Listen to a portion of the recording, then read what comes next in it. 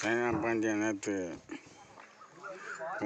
கொம்பனை போட்டு தள்ளதில் அந்த கோசனில் பொய் சொன்னதுனால தான் அந்த கொம்பன் கள்ளப்பிராந்து பிறந்து பாருங்க. இந்த ஊர் தான் நாட்டை முத கெடுக்கிறதுக்கு வெளிநாடு போனான்னு சொன்ன பாருங்க.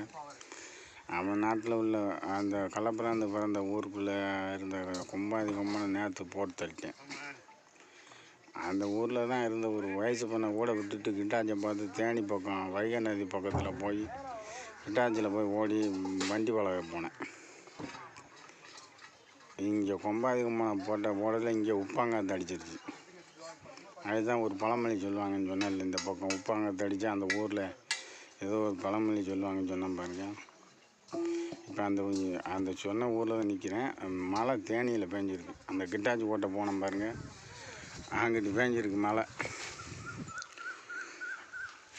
இதுதாங்க அவன் இந்த என்னை வதைக்க, நான் அவனை வதைக்க, அவன் மக்களை வதைக்க. இப்படித்தான் ஆக்சிடெண்ட்டுகள். காமக்காரங்க என்னை வதைக்க, காமக்காரங்களை நான் வதைக்க. நேற்று தான் அந்த கோசனில் போய் அவன் வீட்டு பக்கத்துலேயே அந்த காவக்காரன் நோம்பை கெடுக்கிறது கொண்டு ஒப்படைச்சான் பாருங்க.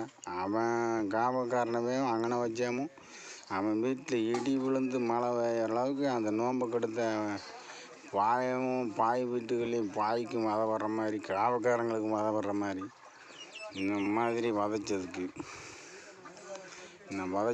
நான் அவங்கள கபுதான் புத்தர் தாங்க நேற்று நம்மளை பைக் ரயிலில் கொண்டு விட்டார். சாத்தூர் போய் நேற்று ஒரு டீக்கு என்னைய ஒரு நோம்பை கெடுத்து அலைய வச்சான் பாருங்க. இங்கே கொண்டு பாவக்காயை கொண்டு போய் அந்த வடக்கம்பத்தி அது கருப்பு அரிசி கொண்டு பாவக்காயை கொண்டு போய் சாத்தூரில் விற்க.